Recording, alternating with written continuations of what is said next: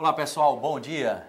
Bom dia, estamos começando mais um programa Vida de Fé, um programa da Igreja Verbo da Vida, Zona Norte. Vamos iniciar com a oração nesse momento. Eu queria convidar você e toda a sua família para nós fazermos uma oração nesse momento. Pai, em nome de Jesus, nós te damos graças, te damos a honra e a glória e o privilégio, Pai, que o Senhor nos concede de estarmos aqui para honrar o teu nome através da mensagem da tua palavra, através dos testemunhos de fé que têm sido anunciados nesse programa, e eu sei que vidas têm sido abençoadas. Muito obrigado, Senhor, pela tua palavra que muda, que edifica, que transforma. Nós te louvamos pela presença do teu Espírito em cada casa nesse momento. Nós te louvamos no nome precioso de Jesus Cristo. Amém. E agora vamos ao Momento Rema com uma mensagem poderosa. Abra o seu coração para receber a palavra de Deus. A palavra que é viva e eficaz e que produz o efeito desejado. Tenho certeza, você será edificado.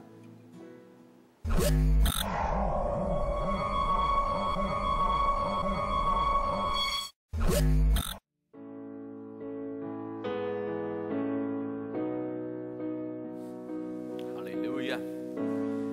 João 4,19, se você achou, diga amém. Diz assim: Senhor, disse-lhe a mulher, vejo que tu és profeta. Verso 20, nossos pais adoravam neste lugar. Vós, entretanto, dizeis que em Jerusalém é o lugar que se deve adorar.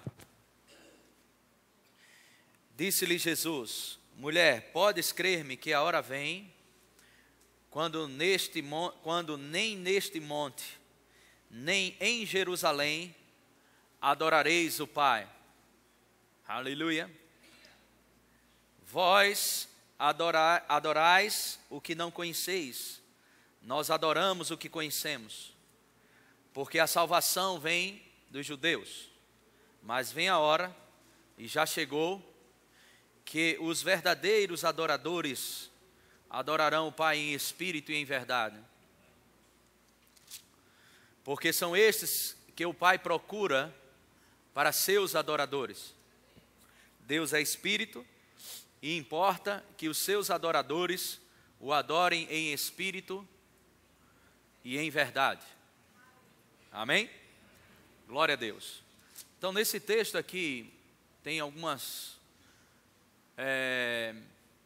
palavras do nosso rei Jesus sobre acerca da adoração ao Pai. Em primeiro lugar, a cultura que se tinha até antes do novo nascimento é que a adoração ela era uma coisa tanto que tinha importância, tanto o lugar onde se adorava, amém?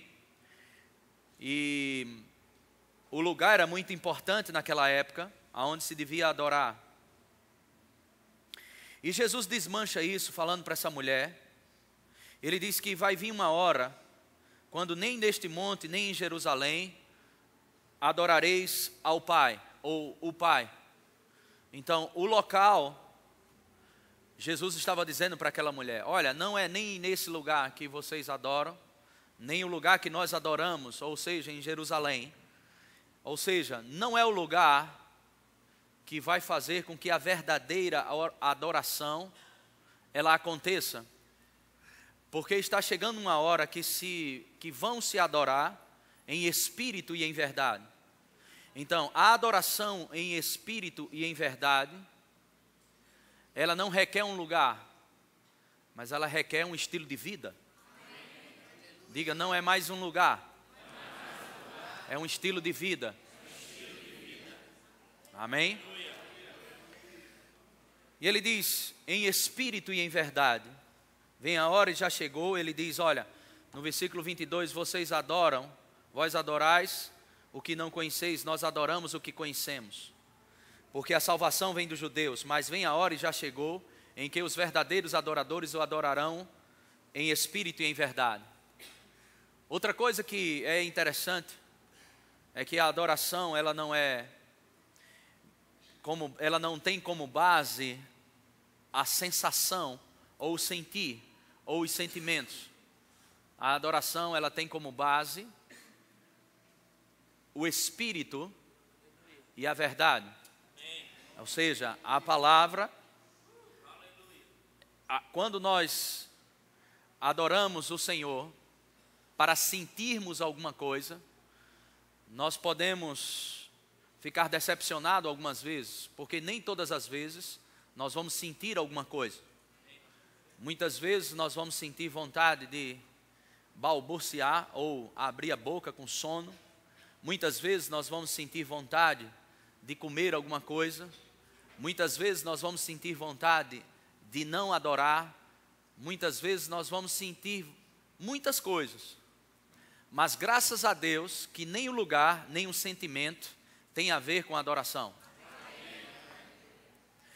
Porque muitas vezes nós pensamos que o fato de nós não estarmos chorando ou gritando ou enfatizando a nossa voz ou botando uma voz mais forte, achamos que Deus não está atento à nossa adoração ou à nossa rendição. E existe muita gente frustrada com isso, porque Deus conhece os corações, Deus não vê a aparência, mas Deus vê o coração. E a verdadeira adoração, ela está por trás das suas palavras, está por trás das suas ações. Isso não significa que nós temos que adorar de uma forma relaxada ou leviana nos sentimentos. Mas o que você deve entender é que os sentimentos e a forma como você adora, ela não determina se você está adorando ou não. O que determina se estamos adorando ou não é pelo Espírito, é pelas motivações corretas. E quando essa adoração, ela toma um lugar de uma dimensão maior, mais profunda em Deus, sua alma, ela será contagiada pelo Espírito de Deus, assim como também o seu corpo será motivado a isso. O seu corpo entrará numa rendição. Agora, muitas vezes nós queremos começar de fora para dentro a adoração. Isso é um pouco difícil, porque esses movimentos que você faz aqui, cantando e louvando e levantando as mãos, acho que 90% de pessoas que estão aqui não fazem isso em casa. Então, por quê? Porque às vezes pensamos que o modelo da adoração é o modelo que fazemos aqui. Coloca o louvor, levantamos as mãos e começamos a cantar a Deus. E nós temos uma ideia de que a adoração é simplesmente isso. Parar tudo, o louvor toca e levantar as mãos e adorar. Mas lembra, não é o lugar, não é o que sentimos, mas é o que conhecemos. Um movimento. Muitos têm conhecido um sentimento. Muitos têm conhecido um arrepio. Muitos têm conhecido uma energia, uma força que vem num momento como esse de adoração. E esse é o problema, que nós não nos entregamos de uma forma mais eficaz, porque estamos associados a um movimento e não a uma pessoa. E a única pessoa que pode nos conduzir na verdadeira adoração é o Espírito Santo. Mas ele não é uma força, nem uma energia, nem um poder, ele é uma pessoa. Diga, ele é uma pessoa. E recentemente eu fui perguntado sobre isso pelo Espírito de Deus, através de um homem de Deus. Quantos creem que o Espírito de Deus é uma pessoa? Amém. A pergunta é: você tem tratado o Espírito de Deus como uma pessoa? Percebeu que os amém sumiram? Nós não podemos tratar o Espírito Santo como uma influência, como um vento, como uma força, como uma energia. Amém? Você pode se entregar a um movimento, mas quando esse movimento para, você para também. Nós só podemos nos entregar a uma pessoa e não a um movimento. Diga, o Espírito Santo, ele é uma pessoa. Diga, só ele pode me conduzir na verdadeira adoração. Diga, porque a adoração a Deus é em espírito e em verdade. E Ele, o Espírito Santo, é o Espírito da verdade. Amém? Glória a Deus. Então nós temos que estudar mais algumas coisas sobre a vida no Espírito. Amém? Temos que ficar mais espiritual, começar por mim, não por você. Temos que andar mais no Espírito, temos que viver mais no Espírito. Temos que entender mais as coisas espirituais. Temos que ter mais intimidade com o Espírito Santo. 2 Coríntios capítulo 13, abra lá. 2 Coríntios capítulo 13, 2 Coríntios 13, versículo 13. Se sua versão é revista e corrigida, você não vai achar o que eu vou ler. Você vai achar no versículo 14. Amém? 2 Coríntios 13, 13, na revista e atualizada, revista e corrigida, você vai achar no versículo 14. A graça do Senhor Jesus Cristo e o amor de Deus e a comunhão do Espírito, diga comunhão do Espírito. Outra vez. Diga outra vez. Então a comunhão do Espírito Santo seja com todos vós. Diga comunhão do Espírito Santo. Amém? Então, essa palavra koinonia é a palavra que nos lembra várias outras palavras no grego, que são traduzidas pela palavra koinonia. A palavra koinonia pode ser traduzida como intimidade, companheirismo e comunhão, responsabilidade também. Aleluia. E muitas vezes nós pensamos em Gálatas capítulo 5, verso 1, diz que Cristo nos libertou para a liberdade. A libertação, ela é algo que já está consumado. A liberdade só é desfrutada quando se envolve responsabilidade. A liberdade não é o direito de fazer o que nós queremos. A liberdade em Cristo é o direito ou a condição de fazer o que Deus diz que nós devemos fazer.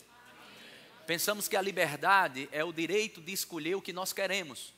A liberdade em Cristo envolve muita responsabilidade. Eu vou te dar um exemplo sobre isso para que a gente entenda mais e a gente possa se aprofundar mais nas coisas do Espírito, ok? Se estamos presos nessa sala e a porta está fechada, nós estamos presos. Mas alguém entra naquela porta, abre a porta, tira a chave e abriu aquela porta. Nós estamos libertos? Estamos libertos? Sim ou não? Sim. Mas ainda estamos dentro da sala. Mas estamos libertos. Agora, o que precisamos para desfrutar dessa libertação? O que precisamos? Diga, sair. Quando saímos, nós vamos encontrar uma coisa chamada liberdade. Ok? Mas a liberdade, ela não é a liberalidade para se fazer o que quer. Isso pode ser tanto no aspecto natural, como no aspecto espiritual. Por exemplo, se um presidiário, ele recebe a libertação, ele alcança a liberdade. Mas se ele está liberto de um local físico, e ele sai para fora depois de muitos anos de prisão, se ele não usar os princípios pelos quais o mantém na liberdade, ele voltará para a prisão. Se ele sair de lá e cometer os mesmos delitos, cometer os mesmos erros, ele volta a ficar preso. Porque a liberdade não é um sinal de fazer o que nós queremos e bem entendemos. A liberdade em Cristo é ter a condição de fazer o que foi designado por Deus para nós fazermos. Embora ainda temos escolha. Eu não sei se você já viu nas epístolas, Paulo diz, eu sou prisioneiro de Cristo.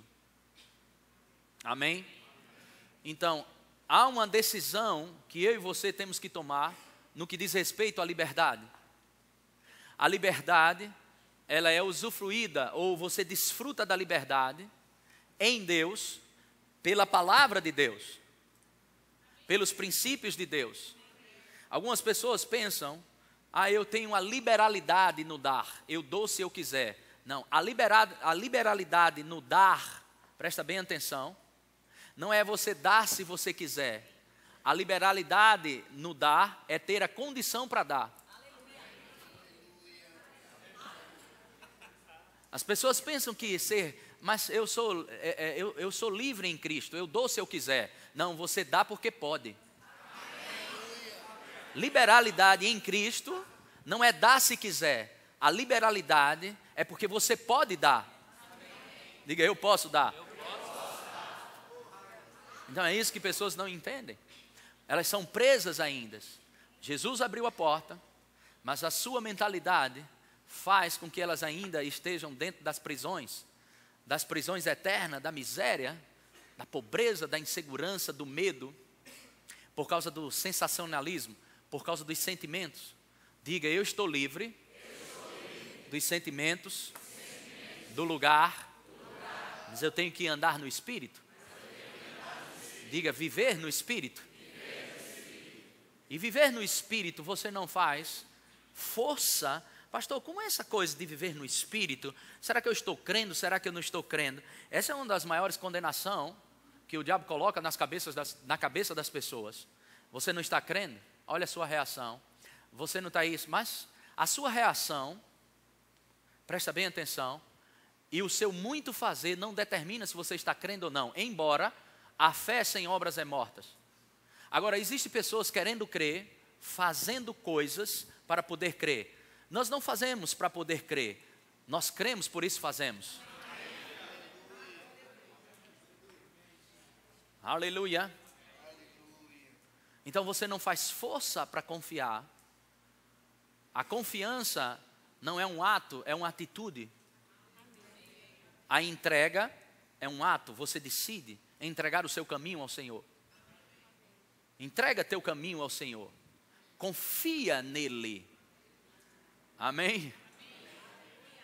Aleluia. A confiança não é uma decisão. A confiança é produto de um conhecimento. Como já falei aqui outras vezes, você não entrega a chave da sua casa para uma pessoa que você não conhece. Você pode até entregar, mas você não está confiando, você está arriscando. Porque você só pode confiar em quem você conhece. Amém? Aleluia. Bem, mas o que isso tem a ver com a adoração? O que isso tem a ver com a adoração em espírito e em verdade? Liberdade. Somos tímidos ainda na adoração. Não desfrutamos da liberdade no espírito, aleluia, para adorar a esse Deus Todo-Poderoso, ao nosso Pai, Abba Pai, Papai.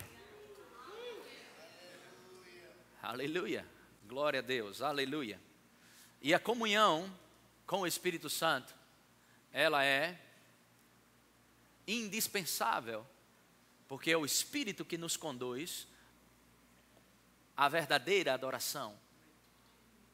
Jesus, ele é a verdade, mas essa verdade, ela tem um Espírito, e esse Espírito nos conduz à verdade. Aleluia, glória a Deus. Eu nem sei onde isso vai chegar que eu estou te dizendo. Glória a Deus, diga eu posso. O que a Bíblia diz que eu posso. Eu tenho o que a Bíblia diz que eu tenho. Eu sou o que a Bíblia diz que eu sou.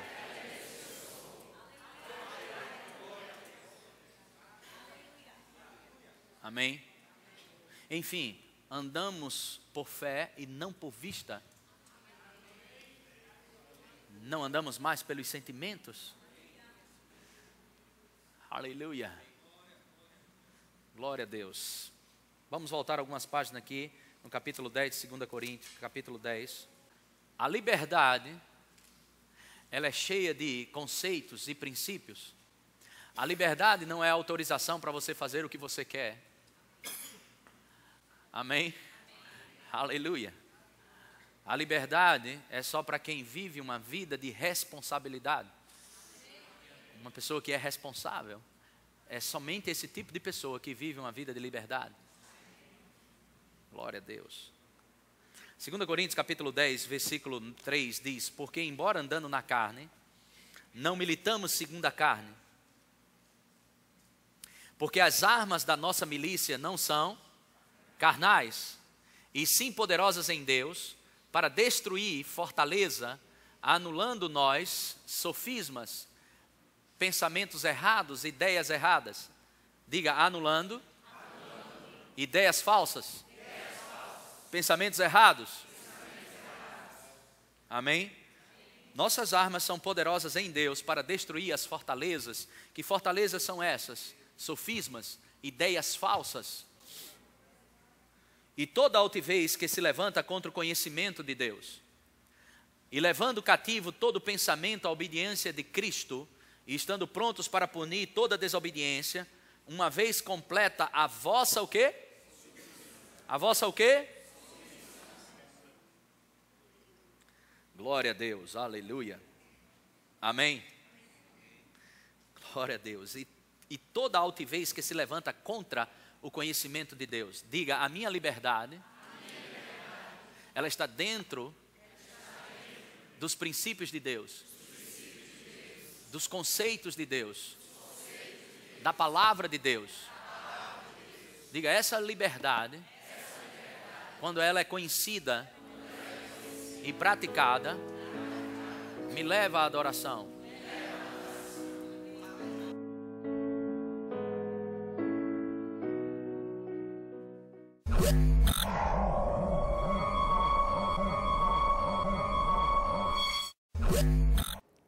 Que palavra poderosa tem mudado nossas vidas. Acompanhe agora um grande testemunho de fé.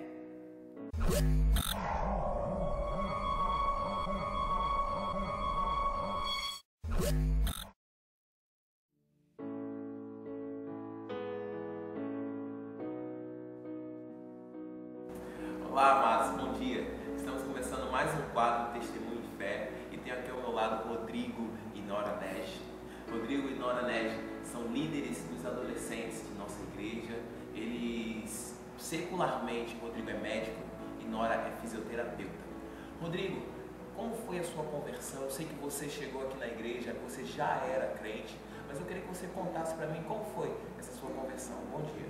Bom dia, Tarcísio. Então, eu tinha um desejo muito grande de conhecer a Deus, mas eu só tinha ouvido falar de Deus. A partir do momento que eu comecei a ouvir a palavra, comecei a ouvir as mensagens, as pessoas começaram a pregar para mim, eu comecei a entender que eu precisava, tinha uma necessidade de receber Jesus, de confessar Ele como meu Senhor e Salvador. E a partir do momento que eu fiz essa confissão, o meu vazio começou a ser preenchido, comecei a desfrutar de paz, de alegria, tudo aquilo que eu necessitava, eu comecei a alcançar. Eu tinha um desejo de fazer medicina, um sonho de ser médico. Já estava no 5º ano de vestibular e não tinha condições de pagar um cursinho. E nesse ano da minha conversão, consegui bolsa nos cursinhos, consegui fazer os cursinhos e passar no vestibular. E comecei a desfrutar da presença de Deus todos os dias da minha vida, durante o curso de medicina, sabendo que Deus estava comigo e foi um sucesso. Aleluia. Nora, eu sei que você teve que superar algo muito forte na sua vida, que foi a perda dos seus pais. Eu queria que você contasse, que você com 18 anos eles faleceram, e como você superou isso? Como que o Espírito Santo te ajudou a superar isso? Bom dia. Bom dia, Tarcísio. Bem, de fato, meus pais faleceram, eu tinha 18 anos e eles estavam com problemas de saúde, estavam doentes, e eles faleceram mais ou menos na mesma época. E para mim foi como perder o chão, né? E aí eu tinha necessidade, eu tinha um vazio muito grande que piorou, e eu tinha necessidade de entender o que estava acontecendo. O que acontece com as pessoas que morrem, o que acontece, se Deus está envolvido nisso ou não. E eu, como é que eu ia ficar? Para que eu nasci? Como é que seria a minha vida de agora em diante, sem meus pais, com 18 anos?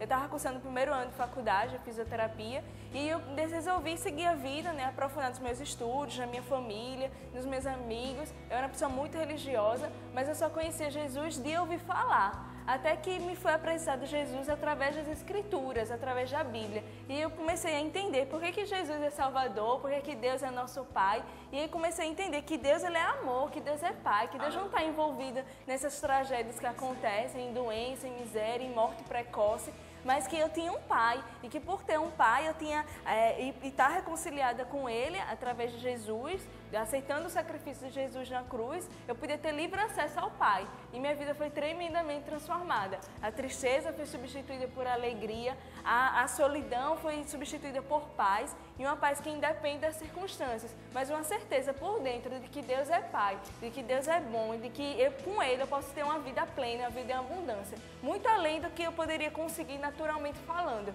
mas com Deus a minha vida passou a ter realmente sentido. Aleluia, glória a Deus. Eu sei que vocês são formados do Rema Brasil. E Rodrigo, me diga o que foi e que é ainda hoje o Rema para você. Eu posso dizer assim, que após estar Jesus, minha vida se transformou totalmente. Foi um dos marcos na minha vida. E o segundo divisor de águas foi o Rema. Foi a partir do Rema que eu comecei a entender melhor a Bíblia. Comecei a desfrutar melhor das promessas de Deus. Comecei a entender aquilo que eu sou, aquilo que eu tenho, aquilo que eu posso. E comecei a entender a palavra revelada, a palavra da fé. E comecei a desfrutar de tudo aquilo que Deus tem para mim. E as promessas começaram a se tornar realidade, o meu chamado começou a ser despertado, e eu comecei a fluir em Deus com mais facilidade, tudo na Bíblia começou a ser real e palpável para mim. Fácil de ser entendido. Fácil de ser entendido. Amém. Nora, a gente já está terminando, gostaria que você deixasse um recado para quem está em casa nos assistindo. Esse programa passa em todo Pernambuco, pode ser que tenha algum jovem passando pela mesma situação que você passou. Eu queria que você compartilhasse com ele que está se identificando com a situação sua. Bem, eu queria dizer de todo o meu coração que a Bíblia fala, né, que toda boa dádiva, todo dom perfeito vem do Pai das luzes, vem do alto. Então, assim, Deus é bom, Ele não está envolvido com as coisas ruins que andam acontecendo, não são obras dEle, mas Deus, Ele tem planos de paz para cada um de nós, de dar vida, de dar um futuro, uma esperança. Então, assim, busca o Senhor de todo o seu coração que você vai achá-lo. Creia nele através das Escrituras, como diz as Escrituras, que você vai ter uma vida plena. Então não desista de buscar o Senhor e não desista dos sonhos que Ele tem para a sua vida. Aleluia. Muito obrigado, Rodrigo. Obrigado, Nora. Foi um prazer tê-los aqui. Amém? Obrigada também. Bem, pessoal, estamos terminando mais um quadro Testemunho em Fé e até o próximo programa.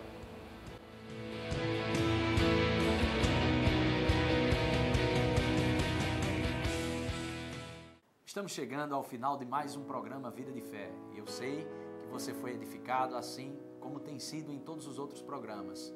Não perca no próximo sábado, às 7h30. Agradecemos sua audiência. Visite nossa igreja e sua vida será transformada pela palavra de Deus. Nossos cultos são todas as quintas, 20 horas, domingo, 10 horas, 17 horas e 19h30. Acesse o nosso site verbozonanorte.com.br. Lá você pode rever os programas, sem falar também de mensagens em áudio e estudos bíblicos.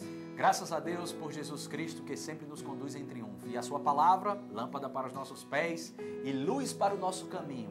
Próximo sábado, mais uma vez, eu quero te lembrar, às 7h30 estaremos aqui juntos. Obrigado pelos parceiros que têm investido nesse programa. Que Deus continue te abençoando. Se você quiser nos abençoar, nossa conta, nossa agência está aí embaixo e você pode fazer uso da lei da semeadura. Tudo que o homem planta, isso também ele colhe. Louvado seja Deus pela tua vida. Estaremos aqui juntos mais uma vez no próximo sábado às 7h30. Que Deus continue te abençoando. Shalom!